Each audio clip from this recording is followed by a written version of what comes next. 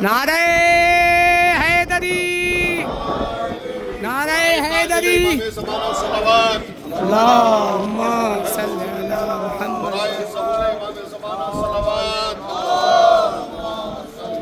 برائے خوش ہوگی امام زمانہ صلوات، اللہم صلی علی محمد وآل۔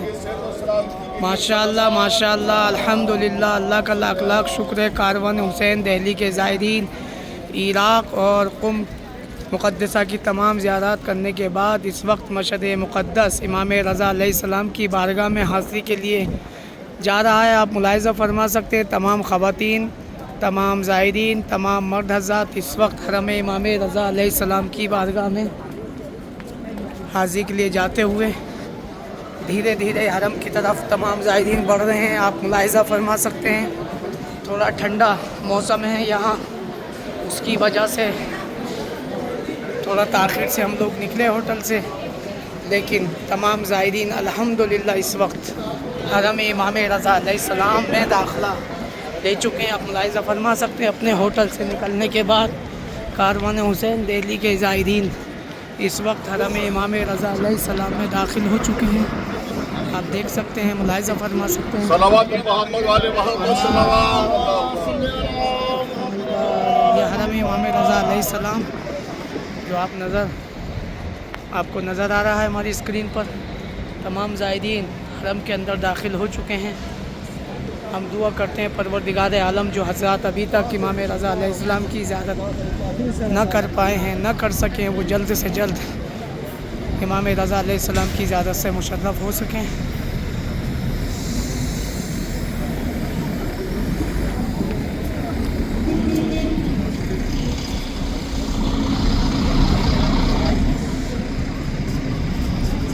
زائرین ہمارے کاروان حسین دہلی کے الحمدللہ حرم میں داخلہ لے چکے ہیں۔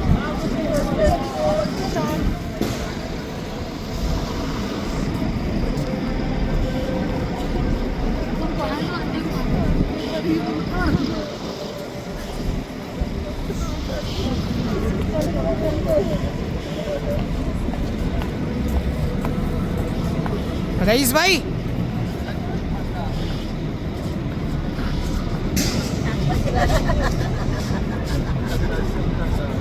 مرتضیٰ کا ذکر، کاظمین کا تذکرہ آیا تو امام موسوی کاظم کا ذکر۔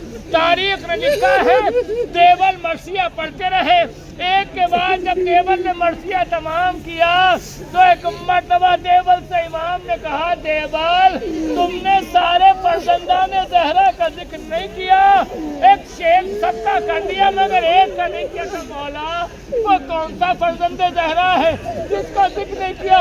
کہا تم نے توس میں دفن ہونے والے کا ذکر نہیں کیا۔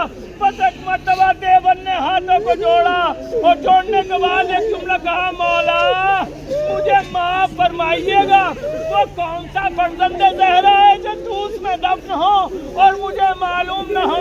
بس ایک مرتبہ امام نے کہا، دیوال ارے وہ کوئی اور نہیں بلکہ تیرا یہی امام ہوگا جو شہر توس میں دفن ہوگا۔ عزیز و بساری بتاتی ہے جیسے امام نے اپنی خبر شہادت کی، امام کی بہن معصومہ ایک مرتبہ بیویوں میں گریہ‌زاری شروع ہو گیا۔ میں کہوں گا علی رضا، ارے ابھی تو آپ کی خبر شہادت ہے، آپ کی بہنیں برداشت نہیں کر پا رہی ہیں، ذرا زینب کے دل سے پوچھو، 70 قدم کے فاصلے پر کنڈ خنجر حسین کا خشک ذرا زینب حلیفہ کھڑے ہوئے ہاتھوں کو مل کے کہہ رہی تھی، اے میرے ماجائے حسین علی لعنت اللہ۔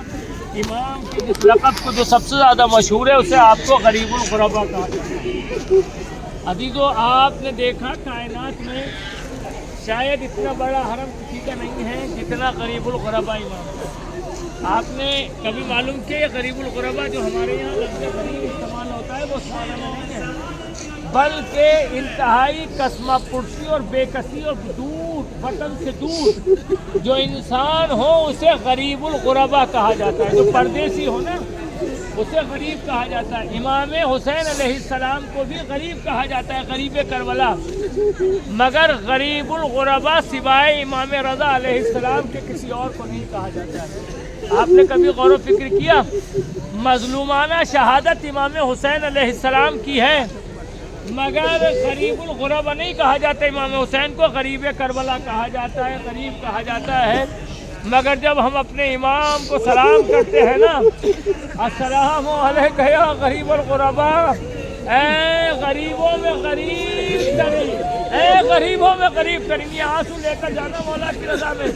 انشاءاللہ میرا وعدہ ہے, مجھے یقین ہے کہ میرا امام آپ کو مایوس نہیں پڑ جائے گا. آپ سلطان عرب و عجم کی بارگاہ میں ہے, مگر غریب الغربا کہا جاتا ہے نا, اے غریب الغربا, اے غریبوں میں غریب. آپ نے کبھی غور و فکر کیا؟ عزیزو امام حسین بھی غریب ہے, مگر حسین اتنے غریب نہیں ہے جتنے غریب سید رضا ہے, مولا رضا. کیوں؟ اس لیے کہ امام حسین علیہ السلام بڑی مظلومانہ شہادتیں ہیں.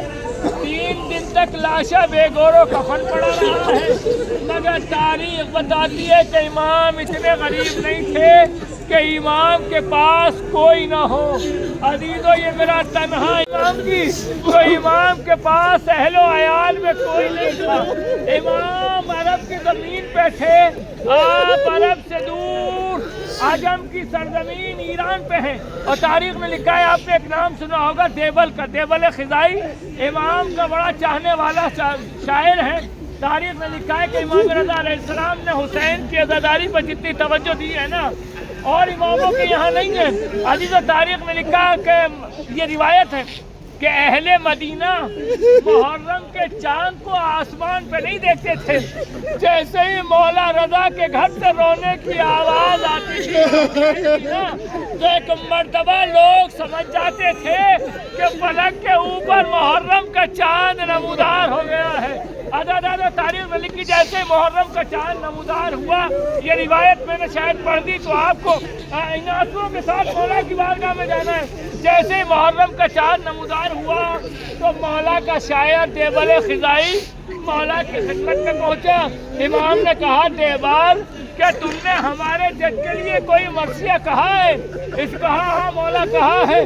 بس تاریخ بتاتی ہے مولا نے اپنے گھر کا پردہ ڈالا. کمرے کے اندر قسمت ہے, پردے کے اس طرف خواتین ہیں, اس طرف مولا ہے, مولا کے غلام ہیں. کرسی رکھ دی گئی, دیبل کو اس کے اوپر بٹھا دیا گیا. جناب دیبل خزائی نے مرثیہ پڑھنا شروع کیا. تاریخ بتاتی ہے جناب دیبل نے ایک نئے انداز سے مرثیہ لکھا تھا. مرثیے کا انداز یہ تھا کہ پہلے دیبل خزائی نے قبرستان بتائے, اور ان قبرستانوں میں جہاں جہاں فرزندان زہرا دفن تھے نا, ان سب کا تذکرہ کیا. مدینے کے قبرستان بقی میں امام حسن کا ذکر, زین العابدین کا ذکر, امام محمد باقر کا ذکر, امام جعفر صادق کا ذکر. کربلا آئے تو امام حسین کا ذکر, عباس کا